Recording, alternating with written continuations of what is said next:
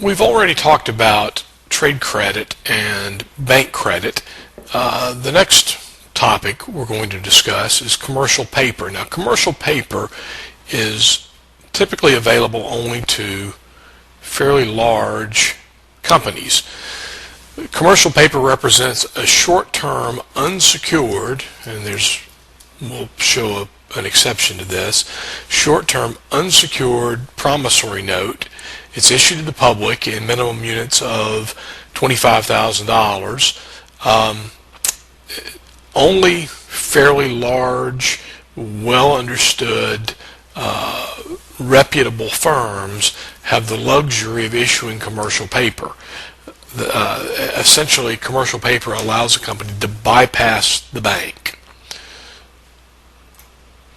So what sorts of commercial paper are there? Well, finance companies, for example, GMAC that finances General Motors automobiles, it issues commercial paper to raise capital, then turns around and loans the money to car buyers and other things. Would issue finance paper. So basically finance companies on the whole are issuing finance paper. Sometimes it's referred to as direct paper because the paper, meaning the commercial paper, is sold directly to the lender, perhaps a pension fund. All right, some companies aren't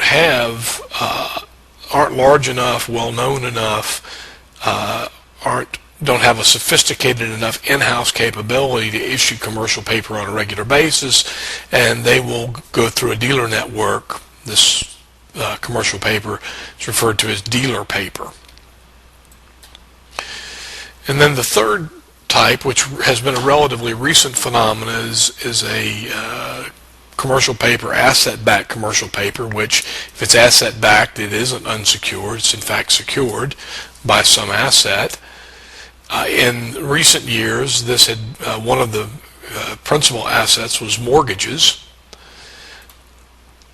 Finally, it's worth noting that while commercial paper used to be paper in the sense that there was a document that was literally a piece of paper, in many cases now there are no actual certificates issued, and this is all done through a bookkeeping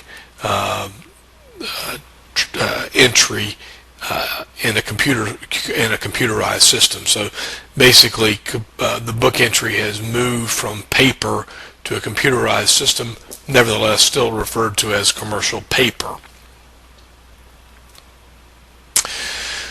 This is a graph showing the size of the commercial paper market over time through the 2000 period, and what you might observe is that while for a lot of this period, say 2003 onward, we had growth in this market, in particular the asset-backed securities, the mortgage-backed securities, really ramped up tremendously during the mid-2000s, and then there was an absolute collapse in that market.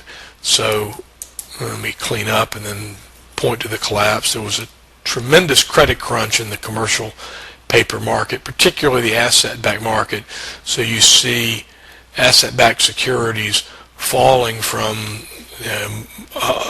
most of the market, or certainly probably in excess of 40% of all commercial paper. The asset-backed securities market essentially disappeared entirely, and we still had, or the mortgage asset-backed in terms of mortgages almost disappeared entirely. You still had some asset-backed paper, but you can see the tremendous credit crunch that occurred in the later part. So just tremendous downward pressure during the later part of the 2000s. I think that's a really good illustration of what happens when there's a credit crunch.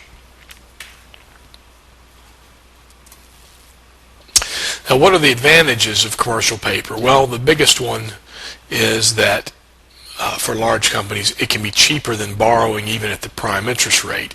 Here's a chart from the text that tracks the 3-month commercial paper, in particular finance company paper, versus the prime rate.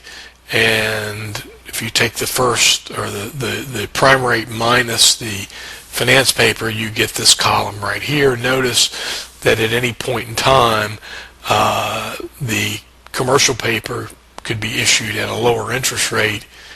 At one point, 3.63%, falling to as low as 1.67%, but always, for the most part, 2 or 3 percentage points cheaper to borrow than to borrow from the bank.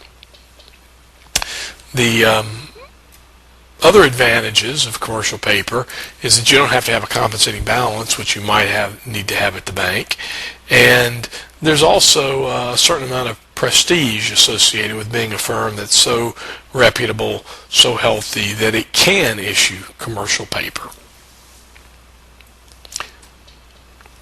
Now, there are limitations to commercial paper. Many lenders have become more risk averse, as we saw in the previous chart. Let's go back and look at that. All right. We saw here, if you were relying on the commercial paper market, it largely dried up at one point. Jump back forward.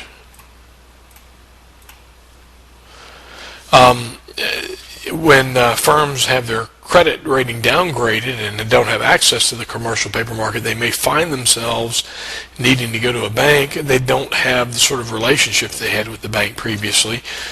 So commercial paper, the ability to raise money is a little less predictable than if you had, for example, a line of credit at the bank where you've got a guarantee. And as a result, there's not the degree of commitment from the lender that a bank would normally have, or that a supplier is likely to have.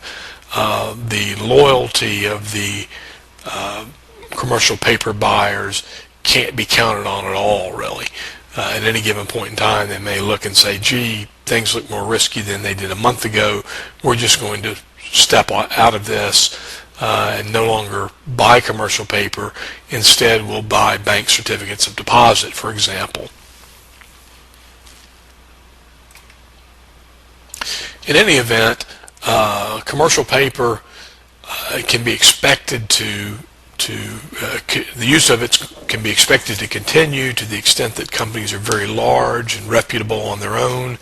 The need to borrow from the bank is significantly reduced, and particularly if the banks themselves are having difficulties, there's going to be an effort on the part of banks to keep the spread between what they borrow at and what they lend to commercial customers at, keep that as wide as it can be. Now, they can't just unilaterally decide we're going to charge a lot more because companies can go to a different bank, but commercial paper is a mechanism by which large companies can bypass the banking system if the banking system becomes too aggressive in trying to raise interest rates.